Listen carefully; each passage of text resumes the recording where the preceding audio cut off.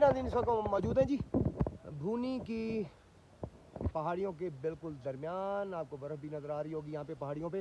बहुत खूबसूरत जगह, बहुत ही प्यारी जगह। वाह क्या बात है।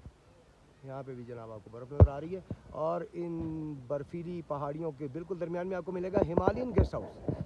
बहुत खूबसूरत, साफ़ सुथरे कमरे, साफ़ सुथरा गेस्ट हाउस। हम कम्प्लीटली वीडियो आपको इंशाल्लाह ताला जल्दी मिलेगी हमारे चैनल पर इनकी। और अगर आप यहाँ पर आना चाहें तो यहाँ पर स्टे किया करने चाहें तो आप हमारे चैनल को सब्सक्राइब करके आएँ, इन्हें दिखाएँ, इन्हें बताएँ कि आप हमारे चैनल की तरफ से आएँ तो आपको मज़ीद डिस्काउंट भी दिया जाएगा।